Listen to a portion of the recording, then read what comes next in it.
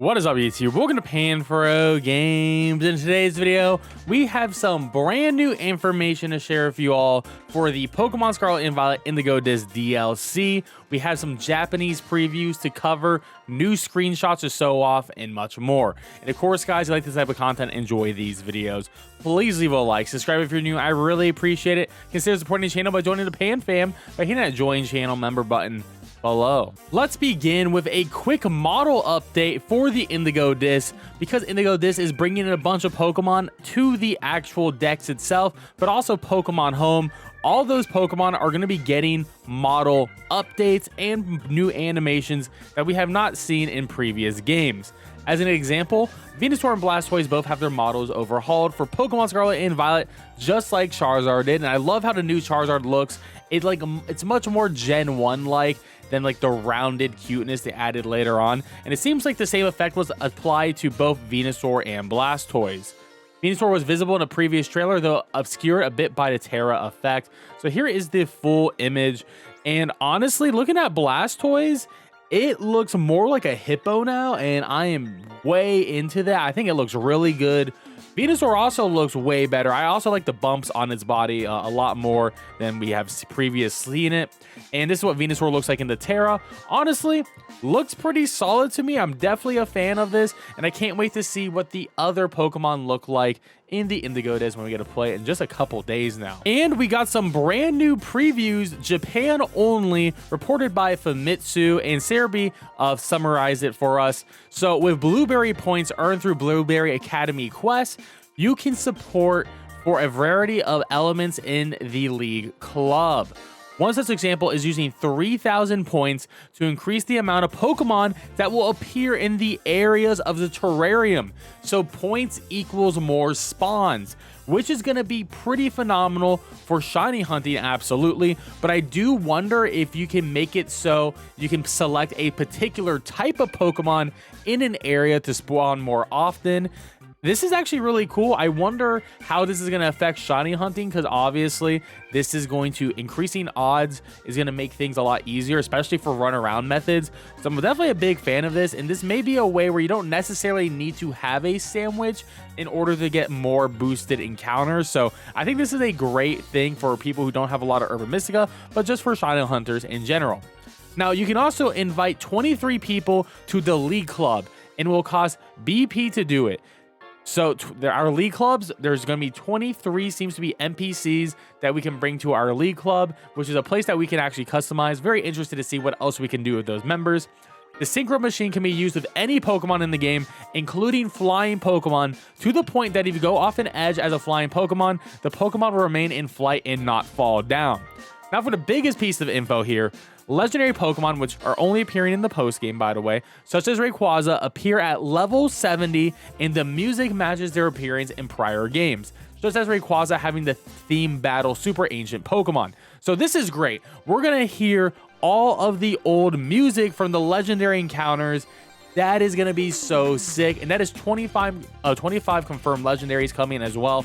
So that is 25 new musical themes. They might be remixed in some way, shape, or form, and I'm very excited.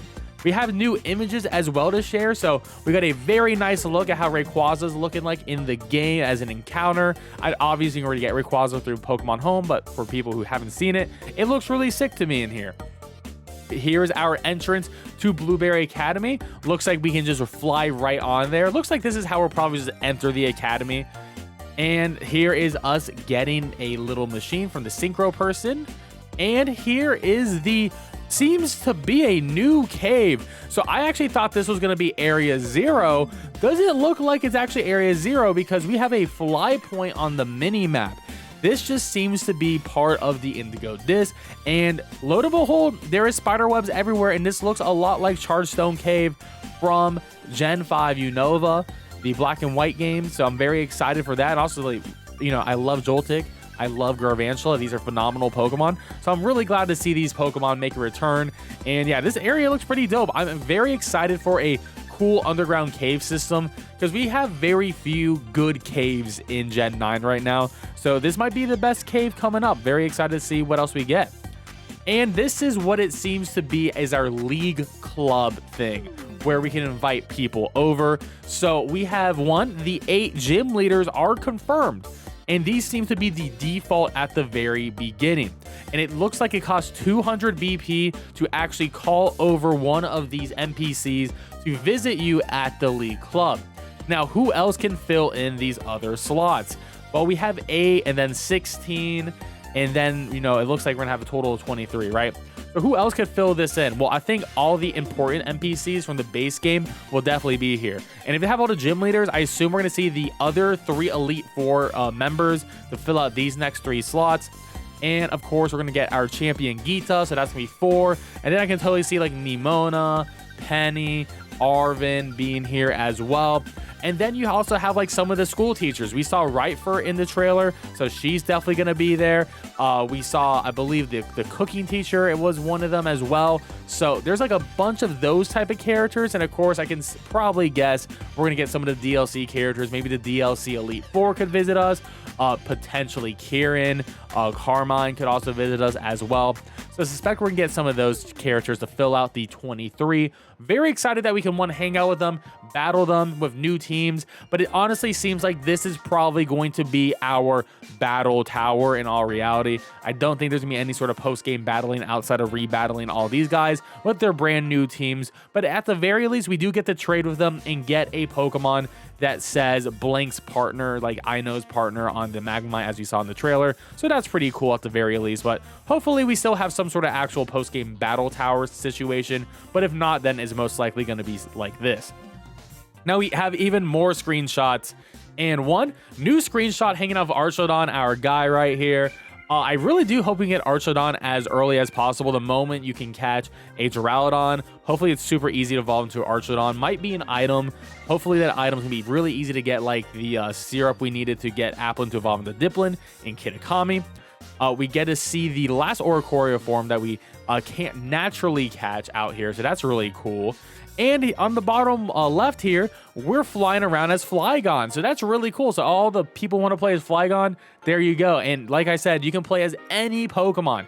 So you can play as Pikachu, you can play as Lugia, whatever you want. So having a living dex is going to be worthwhile. And supposedly what they said is you can actually go out as your Pokemon and battle other Pokemon too, like normal. I don't know if you can actually catch the Pokemon because you're not a trainer if you're battling, but I think that's very awesome. I do wonder what the point of this feature is outside of just being a cool little thing.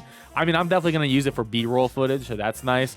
And it seems like there's going to be, at the very least, quests involving transforming into a Pokemon. So it looks like we're going to be the Meowscarada here, and I think you're just battling 3 different Pokemon as auto battles, and that's it.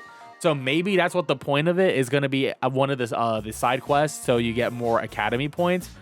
We'll have to wait and see, but hey, that's pretty cool. At least they're going to give us more diversity in the side quests than the ones we already saw, so I do appreciate that. Now, this is something I wanted to talk about for sure. So before, we thought Raging Bull and Iron Crown were going to be event exclusive only Pokemon, and we thought, okay, that probably meant like they're going to be raid only or something like that. But luckily for us, they did an update to the Pokemon website, and they said Blood Moon Ursaluna can be encountered in an event that occurs in the Hidden Treasure of Area 0 Part 1. So they added this, meaning if they're using the term event can be substituted for side quest, because you get Blood Moon Ursaluna as a side quest. So it's probably going to be more like Raging Bolt and Iron Crown, and then the last 2 paradoxes will most likely be tied to some sort of side quest line in the Indigo disc and not be held behind some sort of raid battle. Now, if it is a side quest and you just can't encounter these normally in the game in repeatable encounters, that means they're going to be shiny locked, which is very disappointing to me because I would love to have, especially the Paradox Pass trio here as shinies, but it is what it is. They're going to, keep some Pokemon shiny locked and probably distro them later as events and probably Cherish Balls. But, I would have liked to shiny hunt these guys because I think they're going to be really cool shinies overall. Now, there is a bit of a hint here. Let me translate this post. The purple hair that Kieran has a brand new hairstyle. And as you can see when we were fighting him in the trailer, it looks more like the Peach. You know, you can see he has the purple hair, very similar to the Peach that was hanging out at the Kitakami shop there. And this is supposedly going to be the new legendary Pokemon, Peachy Queen. So is the Peach actually attached to his head like a brain sucker? That would be pretty crazy, honestly. But it might be. He has a whole new look. He has that evil aura to him now. It makes a lot of sense to me. And lastly, Riddler says that Carmine and I forgot her name, they're completely useless. So that's why I probably forgot her name. He said the useless duo, so they probably have no story relevance. Oh, and her name's Briar. I just remembered it. So yeah, neither of them apparently has any story relevance in the Indigo disc. So honestly, I think that's a little bit disappointing with Briar because I think she has a really dope outfit. But, you know, Carmine sort of did her job. We battled her enough, so I don't want to really fight her again.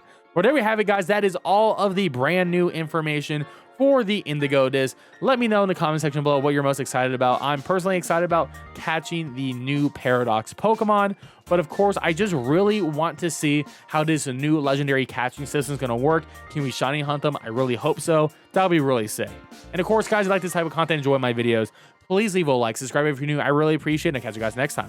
Peace out and have a good one.